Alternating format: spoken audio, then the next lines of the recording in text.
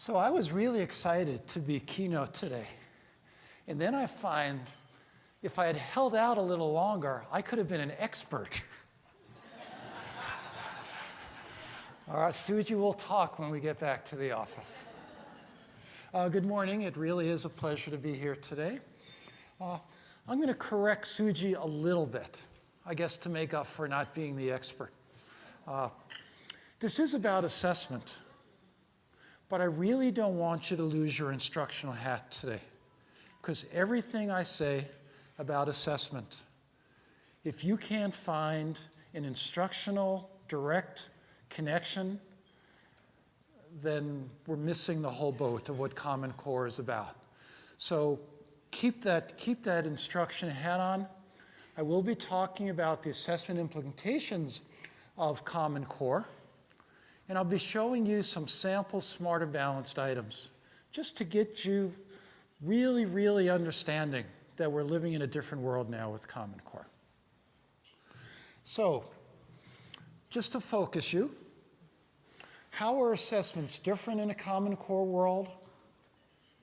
How should you be preparing for changes at the district level? And then you hear the term balanced assessment system a lot. What's the relevance of a balanced assessment system in this Common Core world? And Margaret Heritage and I do a lot of bookending in presentations. And that really is, as I focus primarily towards the end on Smarter Balanced, and then Margaret comes on and talks about formative and direct instructional implications, that really is the essence of a balanced assessment system. The proper use of summative, the proper use of formative, understanding the difference between the two, and not confusing one for the other as you select which ones to use. I'm going to end with a hint, though, and it's the hint I started in my introduction. I'm going to use the word assessment a lot over the next hour or so. When I say assessment, let's get Pavlovian here. When I say assessment, some bell should ring and you should think instruction. Similarly, when I say instruction or you say instruction, you ought to think, well, how do I know it's happening? So think of it as both ways. Assessment connects to instruction, but instruction must connect to assessment, otherwise you're just guessing. How do we know who's progressing? How do we know who isn't? How do we know where they're not? Sometimes it helps to have a podium in front of you. So I'm going to say something and then I'll duck. I really like assessment. It's been very good for me, I admit that. But I think it's been very good all around, and it's been getting better over the years. I've been doing this for over 25 years. I've run state testing programs. I've guided several states on their programs. When you look at the last 25 years, the trajectory of assessments, how we got to today. When I first started doing assessment in 1980, we talked about minimum basic skills. And students were failing them. But over time, through most of the work that you did, and a little bit the work of my assessments, kids passed them. And then we did a nasty thing. Just as they got good at that, we made it a little more difficult. And when I was a state testing director, districts would come up to me and say, you know, you're really not fair. Just when we figure out how to do what you ask us to do, you change the game, you make it harder. And I say, yep, you figured me out. The whole notion of ed reform to me is figuring out how far to go to stretch the system without breaking the system. I go from an office, a carpet in a regular office versus the carpet in the Oval Office. Is that more difficult or more complex? Is it just a formula, and is the formula of area of a circle more complex? I do know that producing that carpet is more complex. Cutting straight lines versus cutting circles is more complex. So if you're extending the exercise to not just measuring the carpet, but building the carpet, then we may have gone from more difficult to more complex. So think about as you do your applications, and this is my next point. It isn't just application of knowledge, it's demonstration of knowledge. What you need to be able to do is come up with activities in your classroom, just as smart or balanced had to, come up with activities that actually reward the kind of instruction we want. In traditional testing, you could teach the right way, applications, problem solving, but most traditional tests would not reward that kind of instruction. The reason that drill and kill is used is for many tests, drill and kill works. It also kills. What we need to do both at the classroom level and on our assessments, whether they're in your classroom or external, is make sure that the items we put on the test create what's called not opportunity to learn, which is an instructional piece, but opportunity to perform. Where if you take the plunge and teach Common Core worthy lessons that do problem solving, that do application, your kids, having learned how to show that kind of knowledge, get test items that reward that kind of knowledge. And the first time they see that can't be on an accountability test in April, which means your instruction, your classroom assessments, your district assessments need to also provide opportunity to perform, consistent with your instruction.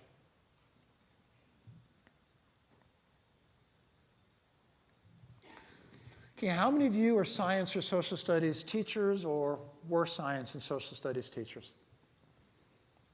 Congratulations, you have a new job description.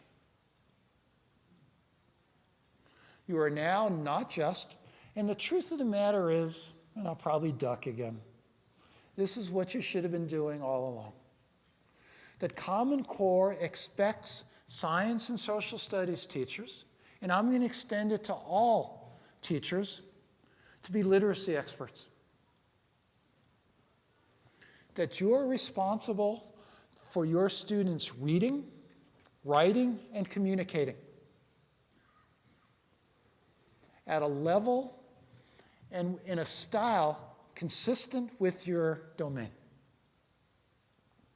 So now when you hear Common Core hates literature, that means that Common Core says that more than 50% of reading in classrooms should be non-literature, should be informational and other pieces. Well, if we think the only reading that gets done are English classes, then yes, Common Core hates reading.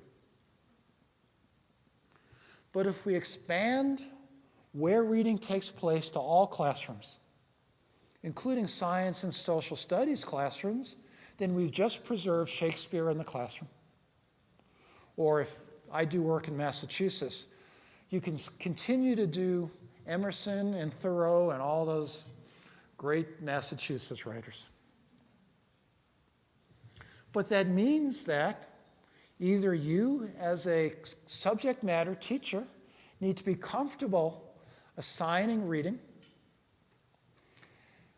and measuring writing. Now, does it have to be the same level of writing as an English teacher would? Smarter Balanced Math Test expects writing. But the rubric of the math writing is more about communication of math content and less about the fundamentals of grammar. So what you look at as a science and a social studies teacher can differ. But this creates a great opportunity for team teaching between science and English teachers, between math and social studies teachers, Every state test I've seen in social studies has charts on it. Think of the team lessons that can be done between the math teacher and the social studies teacher, developing proper charts, showing how you can cheat with charts, with the scale. You know, when the chart starts at 500 and goes to 510, and it looks like a 5-point change is huge compared to a 2-point change, when if the scale was 0 to 510, it would be teensy. But when it's a 10-point scale, it's huge. That's the kind of instruction that really shows how propaganda works using a math-based thing.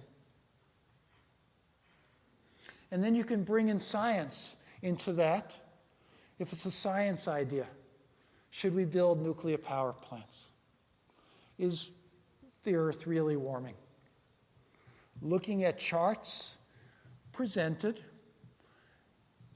to make your point. That's math, science, social studies in one lesson. And then let them write something, bring an English teacher in to score it for you. You do the content.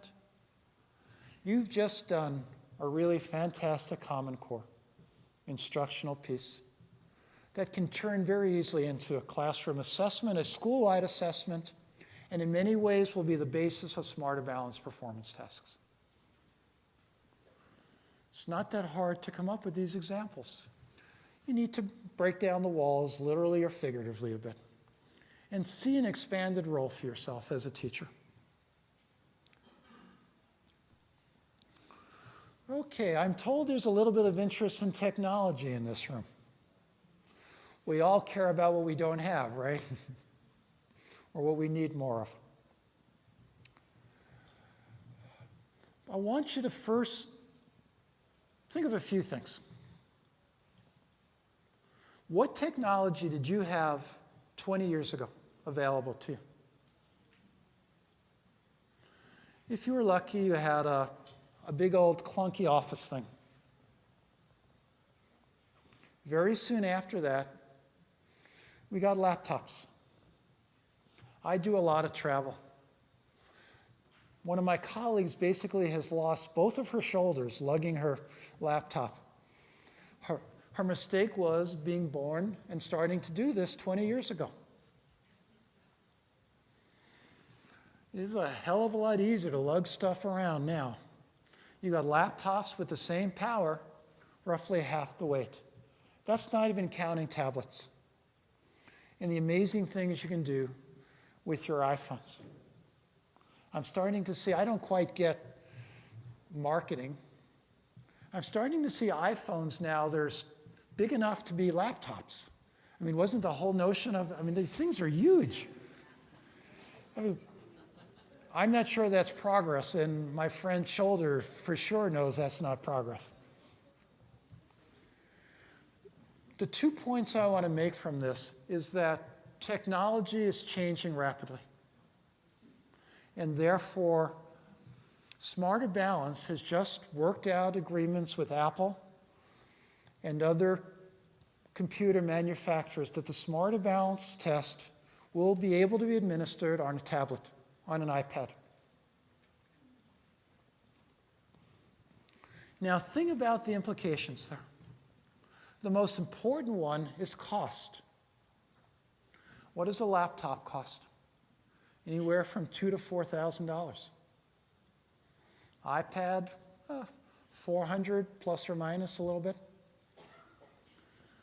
There are some companies I'm aware of willing to throw the iPads in for free.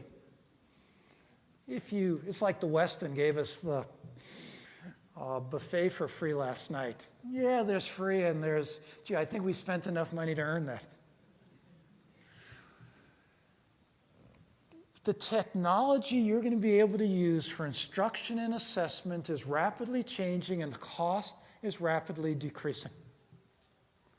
So if you're thinking, I need my computer lab, that may be all you have now, but I think you need to think 5 years ahead, 3 years ahead. Where's the iPad lab? And an iPad world is a mobile world. So you need to think about how you're going to be investing in technology, primarily for instruction. But then what's the secondary benefit for assessment? And you're going to want to administer Smart or Balanced online. They will be offering you a 3-year grace for paper and pencil. You're not going to want to use that. The primary reason being that you will lose the computer adaptive testing option of Smart or Balanced. The idea in the 21st century of a fixed form test is bizarre to me. What that means is that the computer becomes the most expensive piece of paper you've ever bought. CAT, or computer administered test, does wonderful things for you. One, the full range of item types. We can use enhanced multiple choice, short and long answers, where the student actually can write his or her answers right on the computer. That changes a recall world into a production world. What's the area of that circle? How would it change if I doubled it, to double the size of the circle? You can draw a double-sized circle. If I make the square a little longer on the side and turn it into a rectangle, what does that do to the area? In our current world, it comes down to, can I come up with the 4 best distractors to do that? In a Common Core world, in a technology-driven assessment world, show me. Apply, demonstrate. How do you do that? Show me how you do that. Turn it in half. What does that do? Turn the square into a triangle. What does that do? And then don't guess at the answer. Produce the answer. The paper version of Smart or Balanced will have some of that, but not a lot of that. But you'll also using the computer adaptive piece. Computer adaptive means that, 1, I'm no longer getting most test items that I either don't care about because they're too easy or couldn't approach because they're too hard. Think what that does to a low-performing or a high-performing student, where at least 70% of the items are giving you no information about their performance. After the first few items in a computer adaptive test, every item the student sees is getting closer and closer to their achievement level. It means a more reliable, faster test. And if you don't have the technology, you're going to basically getting 50 or 60 items with the same problems as traditional paper-based testing. So you want the technology. I know you want it anyway. You're not saying, oh, I don't believe in technology, because I'm sure you all balance your checkbook with long division. Those of you who still balance your checkbook as opposed to getting online and, yep, it's there, I guess it's right. I loved balancing my checkbook. I really did, and I don't do it anymore. This is relatively recent, and I don't have to. It's there. I believe it. So the technology and how you use it and how you use it in instruction is just as important as how it's going to help you in the assessment. Be very careful with what you buy. Smart or Balanced has published on its website the parameters for what systems will work and what won't work. We are committed to a 3-year cycle, meaning we won't change those parameters for 3 years, even if the world gets better. Because we know you can't just, it's like, I'm afraid to buy new stereo equipment. Because I know as soon as I buy whatever's the latest thing, they're going to invent something else, and I'm going to feel stupid. Or it's going to be half the price it was a week ago. Well, you actually have to buy technology, look at our specs, And it's committed to a 3-year change before we change the specs, just so you could get full use out of what you buy. Okay. If you look at these item types, the goal of the item types is not to be creative or fancy. We do have multiple choice there. You do need to know sometimes 1881 or 88. And so some items, DOK 1s or 2s and occasional 3s, I can measure very efficiently with the multiple choice item. But for high-end DOK 2s and 3s and 4s, I need production there. And production will almost always require technology. So to assess the full range of Common Core, we need the range of item types, and it will really help you to have access to technology. And as I said, though, the available technology, the workable technology, is getting cheaper, lighter, and more mobile.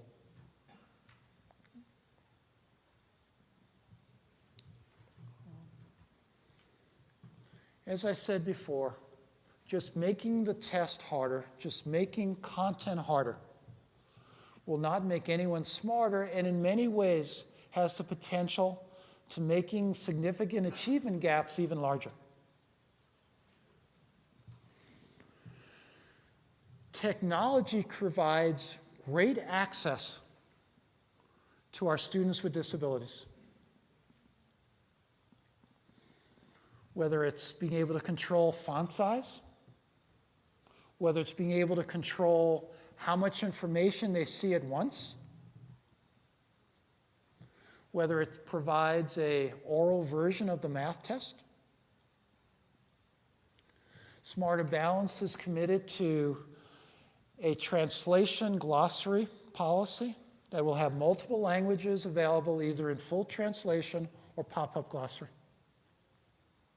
And the technology, how many of you have a Kindle? How many of you discovered that your Kindle has a glossary? If you don't know a word, you just press a couple of buttons and every word is defined. I think that's like the coolest thing ever. That and being able to lug heavy books on airplanes. Well, we can do the same thing with our assessments. The equivalent of the Kindle pop-up glossary can not just define words, but can translate them into various native languages. And there's some research shows that glossaries are actually more beneficial for more students than full translation. Because the odds are many of our English learners aren't any more literate in their native language, at least for academic language, than they are in English. And Smarter Balanced is fully committed to American Sign Language as one of its translations.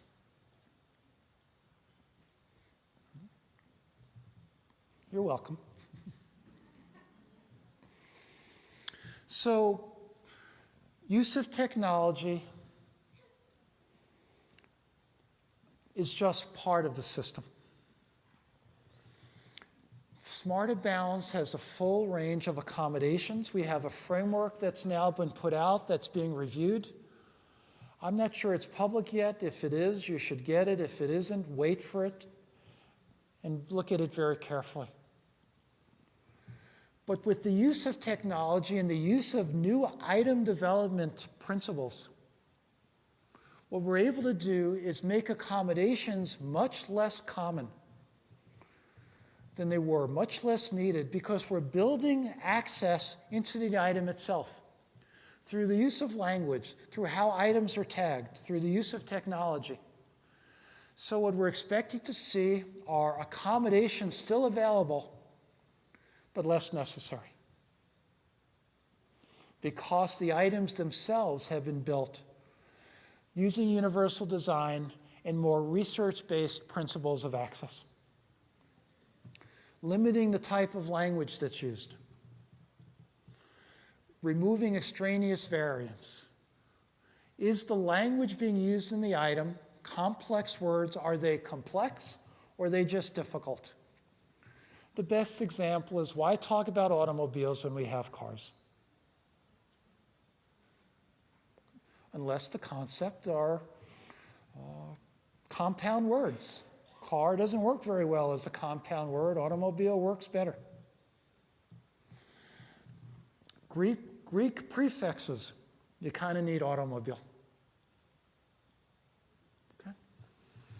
So I'm worried about our English learners. I'm worried about our students with disabilities. Common Core is creating significant challenges for those populations. And I'll just leave it up to Margaret to show you how instructionally you're going to solve that problem.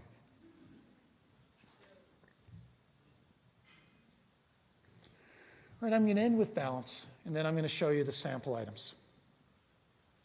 In the balance system, the role of accountability testing, smarter balance is bottom line in accountability testing. The role is to be efficient, fair, and point you in the right direction. To expect smarter balance, the summative assessment, to be a be-all test for everything is not going to work. So what Smarter Balance has also created is a aligned interim system on the same scale of the summative, and not a formative assessment, but formative practices and tools, part of a database, part of a clearinghouse, to really import instruction. Because on its own, the test itself won't do the job. Your challenge instructionally is to use the information from Smarter Balance as a starting point to confirm what you've already learned through a year of instruction, to point you in the next direction for the next school year, and then to have ongoing formative and interim interventions to then support instruction throughout the year. I'm going to stop there because that's what Margaret will pick up on, but I hope I situated you nicely. So let's go to the Smarter Balance tasks. Good. Smarter Balance has these 4 kinds of item types. You really need to go to our website. Not only do we have the sample items, but for the first time, released May 29th, Smarter Balance now has practice tests, a real Smarter Balance test, grades 3 through 8 and 11 in ELA and math. How many of you have gone to the sample items? Not the practice test. Good. Pull them out. Use that. That's your summer homework.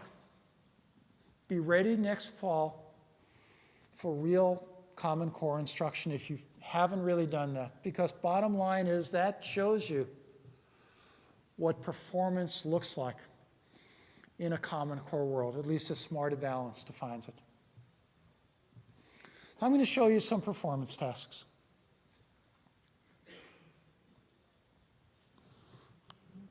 That's what they're supposed to do, reflect the real world.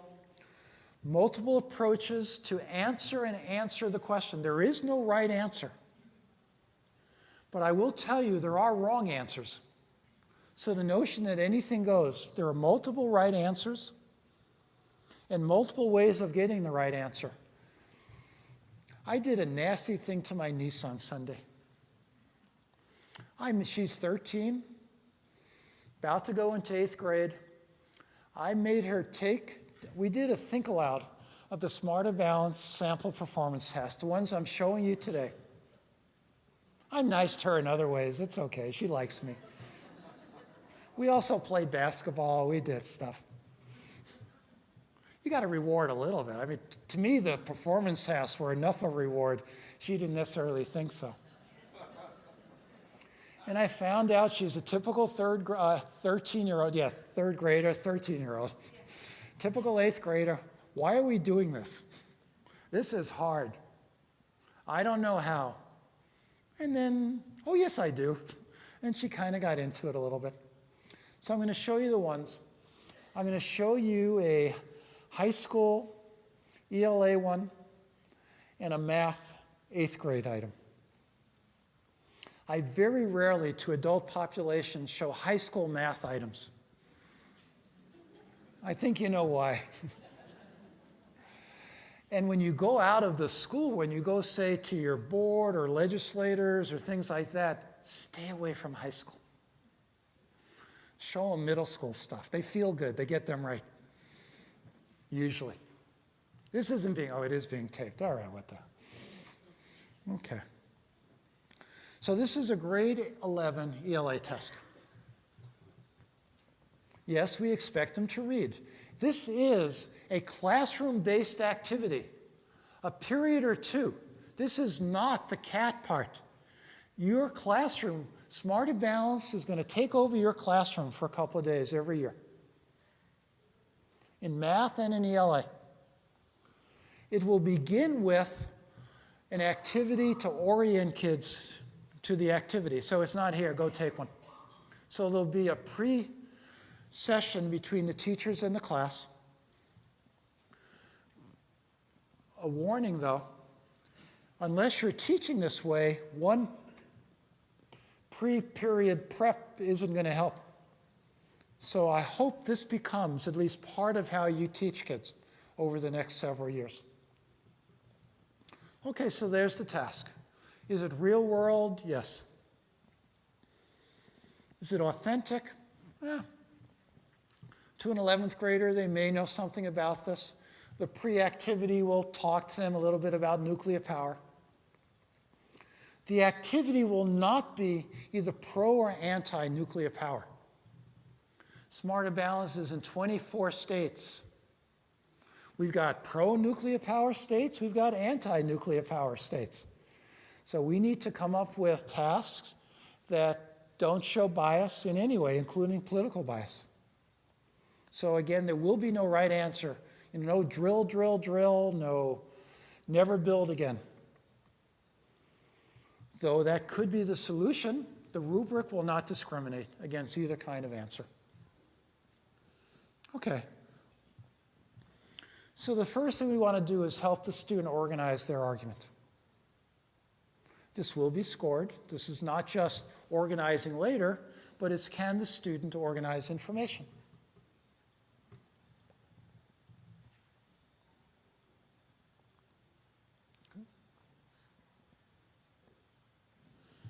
Common Core has an expectation of students understanding the credibility of sources. Which ones? Why would you believe? Which ones do you believe? Which ones don't? Why? It's being able to read, interpret, apply, and analyze. That's Common Core in a nutshell.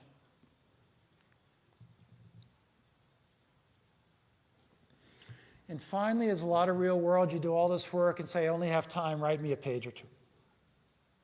Can you succinctly write an argument for or against a position? We're trying to be very careful that prior knowledge of nuclear energy or science is not a requirement for doing this, which means the sources we give you need to be accessible, balanced, and enough to answer the question, sufficient to answer the question.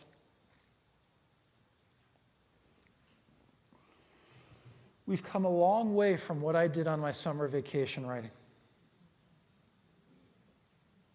And if you go to the website, it includes in the sample items the rubrics that are being scored, used to score these kinds of items. Okay. How many of you believe that either in your classroom if you're a teacher, in your building if you're a school level administrator, or if you're a district administrator, how many of you believe this type of instruction is going on in your classrooms already?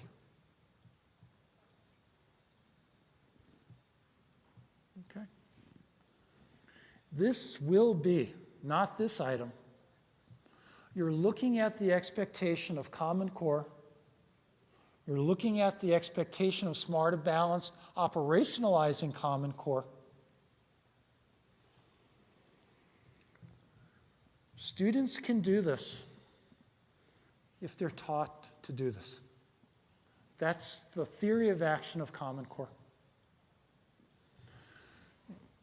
Assessment is part of those tools. Formative assessment are a more direct part of those tools than a summative assessment. The type of instruction, you need to examine what you're doing. Is it consistent with this type of performance? Now, not every item on Smarter Balance is this complex. But they all build towards this kind of complexity. So let's do a middle school math item.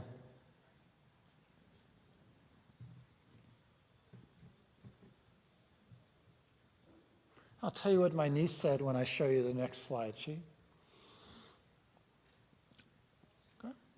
Aquarium, Science Museum, or Zoo, relevant for an 8th grader.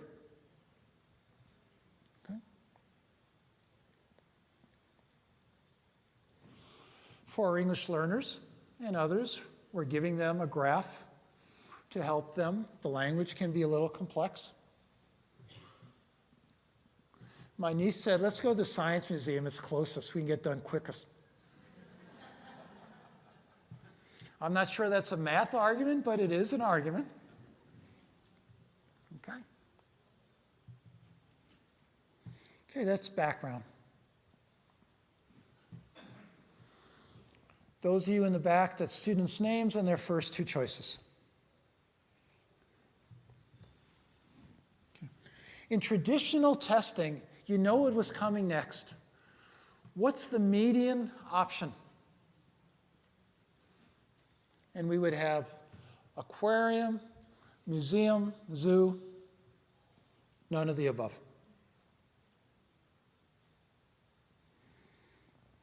The world is now a lot different. We're going to ask students to do something relatively complex with that, and it's performing a task. And this table has been set up so that the answer is not obvious, what's going to come next. Okay?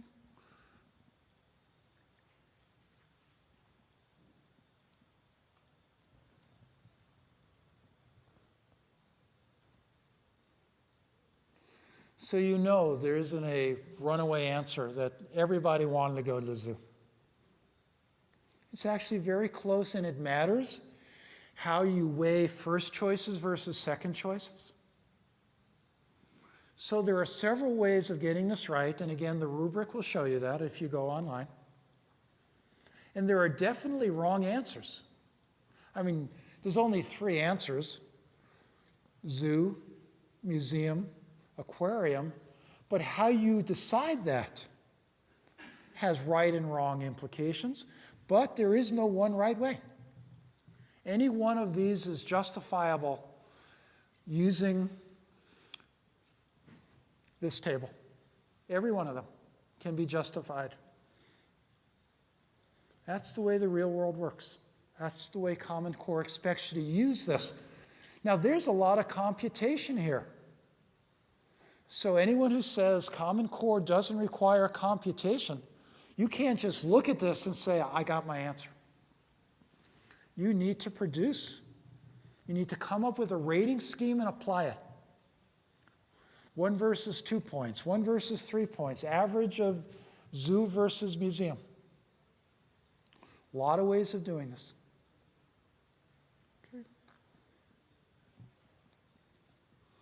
This would be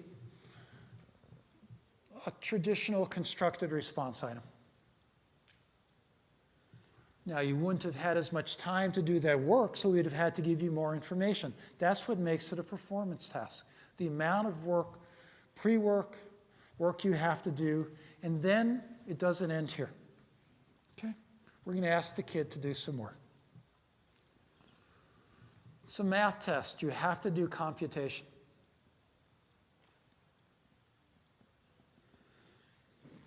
Distance, bus charge, entrance fees. More information. We'll let teachers go for free. They work so hard anyway.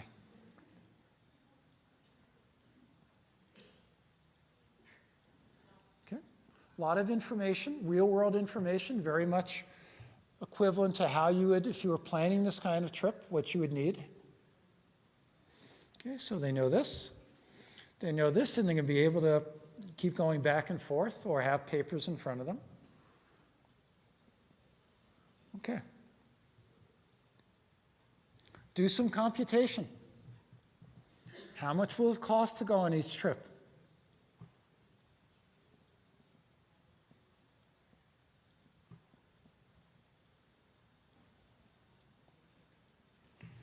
Now for question 2.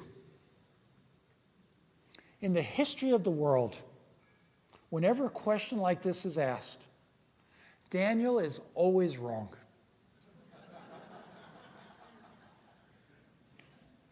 I've argued in internal meetings that every third year Daniel should be right, just so they don't automatically assume that Daniel is wrong. But actually Daniel is only partially wrong if you do the computation. But he is in fact wrong, and you get to explain why. Now the final part. I don't know if this is going to survive, but I love this. I don't know if it even belongs on a math test, but I love it. We go through Smarter Balance piloting and field testing before an item goes live. This past year was piloting. Next year is field testing. The test is live in 14-15. There's something in this question that I have never seen on a math test that I think is really great, and it probably won't survive field testing. But I'm glad it's there now. That part of the answer is not just how much it costs, evaluating all the factors, but where my niece started, which one would actually be fun to go to? Or in her world, least unfun to go to. What do you think? Does this belong in a math test? It may not belong in a Smarter Balance math test, but if you're using this kind of activity in your classroom, I hope you throw something like that in as part of the equation. This is going to be a lot of work, this Common Core stuff. A lot of work for teachers, a lot of work for students, a lot of work for administrators, a lot of work for parents, a lot of work for researchers, and those of you I know, many of you in the room are professional development providers. What I've tried to do today is at a very high level show you what the work might look like and give you some exercises you may want to use, adapt, adopt, get rid of, come up with your own, of how you need to change whatever your job description is. As a test developer, how my group develops tests is very different in the Common Core world. Whether it's for Smarter Balance, for PARC, for the Pennsylvania State Test, which we're still developing. Whatever providers you use for formative or interim, whether you use Smarter Balance for your interim, whether you look for professional development or other providers or develop your own for formative. I'm hoping you're seeing ways of taking advantage of what Smarter Balance expects you to do, what Common Core requires you to do. And ultimately, why are we doing this? Because every student needs to graduate college and career ready. That's the promise of Common Core. It's an unknown promise yet, because we haven't graduated any students yet. We don't know if they're college and career ready. But very smart people with a lot of review and transparency have determined that this is what's needed to be competitive. When you graduate high school and then linking down in a chain link fashion from 11 to 10, 10 to 9, third grade where Smarter Balance starts, kindergarten where instruction starts. We now have a coherent, aligned K-12 system of standards. We have a 3 through 8, 9, 10, 11 assessment system aligned to those standards. The question now is, will we have a K through 12 aligned, coherent instruction system, true to those standards, allowing students to demonstrate what they know, and making sure that every student has the opportunity to learn, demonstrate, and be successful. That's the goal of Common Core. Good luck to you as you implement this locally. Thank you very much.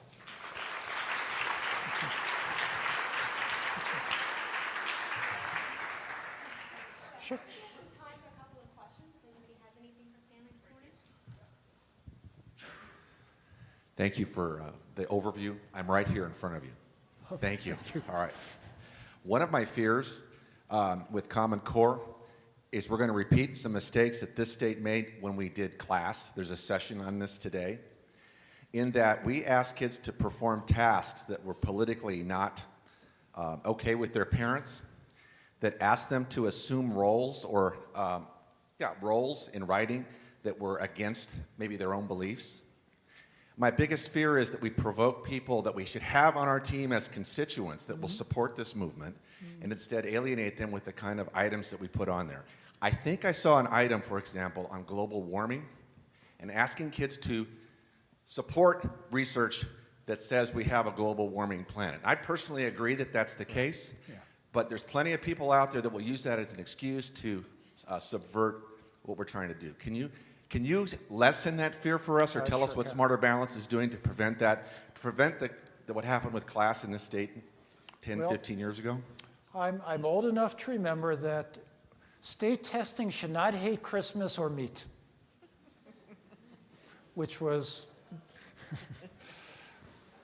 every item that Smarter Balance is putting out is reviewed by a biased committee that is the full range of our states. We get a little cocoonish in California. Also in the Smarter Balance tent is Idaho, North Carolina, South Carolina, Wisconsin.